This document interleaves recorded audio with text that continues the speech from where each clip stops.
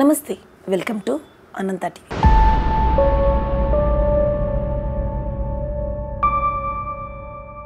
Suicide attempts studies వల్ల stress ఉంటే, ఇంకో విధంగా చూసుకుంటే లవ్. ప్రెసెంట్ పిల్లల్లో టీనేజ్లో మ్యాక్సిమం అంటే ఆ మెచ్యూరిటీ లెవెల్స్ ఉండే వాళ్ళకి ఏది కరెక్ట్ ఏది రాంగ్ అర్థం కాదు. పేరెంట్స్కి చెప్తే ఎలా రియాక్ట్ అవుతారు అంటే అందరు పేరెంట్స్ ఫ్రెండ్లీ నేచర్ ఉండరు. తప్పు నీదే అనేసి అమ్మాయిలకి కొట్టడం తిట్టడం చేస్తే అబ్బాయిలకి ఎల్లగొట్టేస్తారు ఇంట్లోంచి. అలాంటప్పుడు పిల్లలు కొంతమంది సూసైడ్ చేసుకుంటుంటారు, రాంగ్ స్టెప్స్ అయితే వాళ్ళు కూడా ఉంటారు.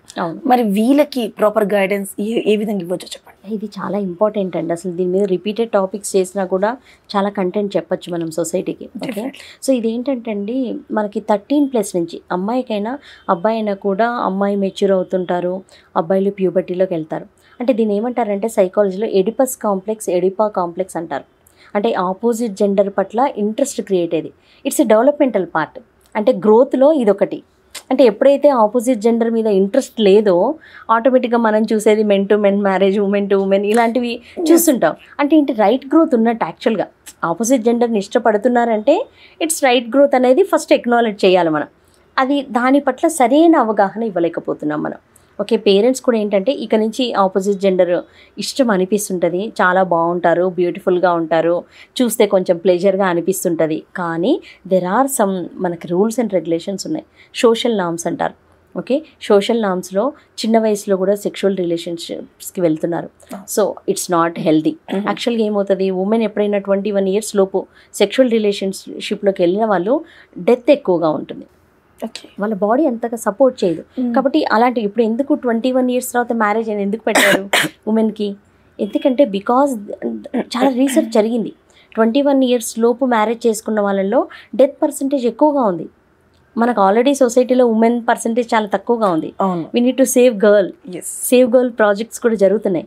సో దట్ ఏంటంటే అందుకని ఏజ్ ఇవన్నీ కూడా చాలా important. At the same time sexual education ఇవ్వాలి, ఈ లవ్ అండ్ ఎమోషన్స్ ఇవన్నీ ఉంటాయి కదా, రైట్ పాత్ అనేది చూపించాలి. అంటే మనము స్ట్రిక్ట్గా చేయదు, ఒక అమ్మాయితో మాట్లాడద్దు, అబ్బాయితో మాట్లాడద్దు, అలాంటి ఎమోషన్ చూపించద్దు అన్నది స్ట్రిక్ట్ చేస్తుంటే వాళ్ళకి మిమ్మల్ని దూరంగా పెడతారు. అలాంటి ఫీలింగ్స్ అనిపించినా కూడా చెప్పరు. కాబట్టి పిల్లలకు ఓపెన్గా చెప్పాలి, ఇట్ ఈస్ వెరీ న్యాచురల్ నాన్న, ఫ్రెండ్స్తో మాట్లాడచ్చు, whether it is girl or boy, gender difference ఏం లేదు, ఫ్రెండ్సే, క్లాస్మేట్సే. కానీ సోషల్ నార్మ్స్ ప్రకారంగా ఉంటాయి. కొన్ని ఫ్యామిలీ ఉంటుంది, మీ హెల్త్ అంటే కెరియర్ కదా. ఇప్పుడు మనకి ఏంటి, ఎప్పుడైనా 20 వరకు 21 మీకు driving licence, voter ID card కానీ లేకపోతే సంథింగ్ మ్యారేజ్ కానీ ఇవన్నీ ఒక ఏజ్ పెట్టారు. ఎందుకంటే మీకు సైకలాజికల్ ఫిజికల్ డెవలప్మెంట్ జరిగేది అక్కడ.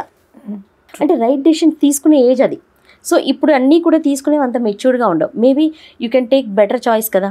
అంటే లైఫ్లో నువ్వు సరైన కెరియర్ తీసుకోవాలంటే ఏంటి, what is your purpose of living? ప్రతి మనిషికి ఒక పర్పస్ ఉంది కదా. ఒక డాక్టర్ అవుతారా, ఇంజనీర్ అవుతారా, సోషల్ వెల్ఫేర్ ఏమైనా చేస్తారా, సంథింగ్ ఏదో పర్పస్ ఉంది.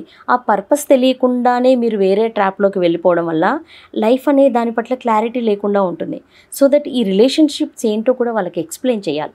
అంటే నథింగ్ రాంగ్, వాళ్ళతో మాట్లాడకూడదు, చేయకూడదు, ఒక గ్రీటింగ్ కార్డ్ ఇచ్చారని వాళ్ళని విక్టిమ్ చేయకూడదు. అప్పుడు ఎడ్యుకేషన్ ఇవ్వాలి. సో అలాంటిది ఏదైనా అవగాహన వస్తే మనకి, మన అవేర్నెస్లోకి వస్తే, సో దాని పట్ల రైట్ అవేర్నెస్ అనేది ఇవ్వాలి. So it's not nothing wrong. First వాళ్ళని విక్టిమ్ చేయకూడదు. నథింగ్ రాంగ్ నాన్న, ఓకే నీకు అనిపించింది, నాకు ఎక్స్ప్రెస్ చేయి, నాకు చెప్పు, నేను గైడెన్స్ చేస్తాను నేను అని దాని గురించి ఓపెన్గా మాట్లాడాలి పేరెంట్స్. బాయ్స్తో అయినా గర్ల్స్తో అయినా కూడా ఈ రిలేషన్షిప్స్ గురించి అవగాహన కల్పించి క్లియర్గా మాట్లాడడం వల్ల ఏమవుతుందంటే అట్లీస్ట్ వాళ్ళు రైట్ పాత్ నేర్చుకుంటారు. అండ్ అమ్మాయిలు కూడా వేరే టాప్లో. అండ్ ఇంకొకటి పేరెంట్స్కి నేను సజెస్ట్ చేయాలనుకునేది ఏంటంటే పిల్లల్ని టచ్తో పెంచాలి. Touch important.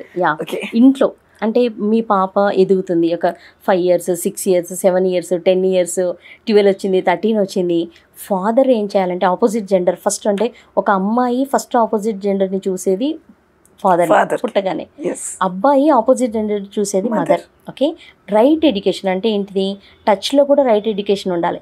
సో ఆ ఫాదర్ అమ్మాయిని ఎలా టచ్ చేస్తున్నాడు, టచ్ చేసే ప్లేసెస్ కూడా ఉంటాయి. ఆ ఫాదర్ ఎప్పుడైతే టచ్ చేసి కూతురుతో మాట్లాడారో 15-16 వచ్చినప్పుడు బయట ఎవరో ఒక అబ్బాయి టచ్ చేసి మాట్లాడితే తనకి చాలా ప్లెజర్ ఫీలింగ్ వస్తుంది. ఇప్పుడు నేను చూసిన ఎన్నో కేసెస్లో ఎందుకు అట్రాక్ట్ అయ్యారో తెలియదు, ఎందుకు ఫిజికల్ రిలేషన్షిప్లోకి వెళ్ళారో తెలియదు.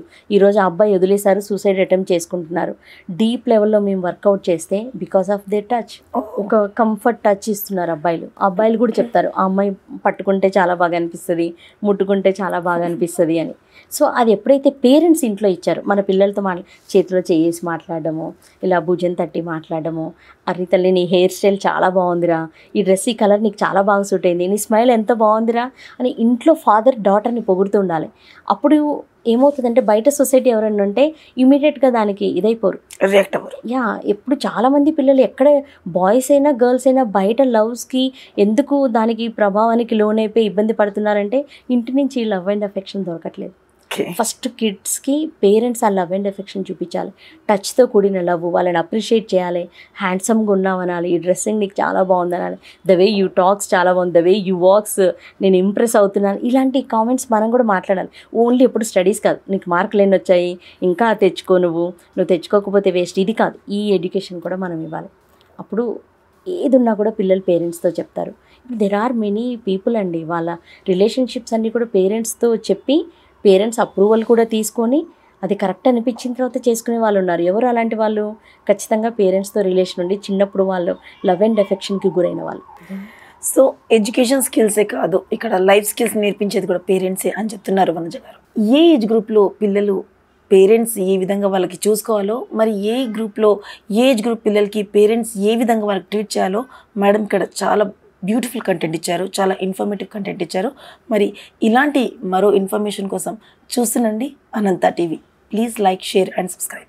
లవ్లో పడిన ప్రతి మనిషి బాగుంటుంది వరల్డ్ అని అనుకుంటారు. అదే అప్పుడు సైకలాజికల్ ప్రాబ్లమ్స్ ఫేస్ చేసినప్పుడు ఎవరు లేదు తనకి అని అనుకుంటుంటారు. అలాంటి ఒక పాయింట్లో, అలాంటి ఒక టర్నింగ్ పాయింట్స్లో ఏ విధంగా వాళ్ళకి హ్యాండిల్ చేయగలమో, వాళ్ళకి ఏ విధంగా రైట్ గైడ్లైన్స్ చూపించగలమో చక్కగా చెప్పారు వనజ గారు. మరి ఇలాంటి ఇంకెన్నో ఇన్ఫర్మేషన్స్ కోసం చూస్తుండండి Anantha TV. Please like, share and subscribe. లవ్లో పడిన ప్రతి మనిషి బాగుంటుంది వరల్డ్ అని అనుకుంటారు. అదే అప్పుడు సైకలాజికల్ ప్రాబ్లమ్స్ ఫేస్ చేసినప్పుడు ఎవరు లేదు తనకి అని అనుకుంటుంటారు. అలాంటి ఒక పాయింట్లో, అలాంటి ఒక టర్నింగ్ పాయింట్స్లో ఏ విధంగా వాళ్ళకి హ్యాండిల్ చేయగలమో, వాళ్ళకి ఏ విధంగా రైట్ గైడ్లైన్స్ చూపించగలమో చక్కగా చెప్పారు వనజ గారు. మరి ఇలాంటి ఇంకెన్నో ఇన్ఫర్మేషన్స్ కోసం చూస్తుండండి Anantha TV. Please like, share and subscribe.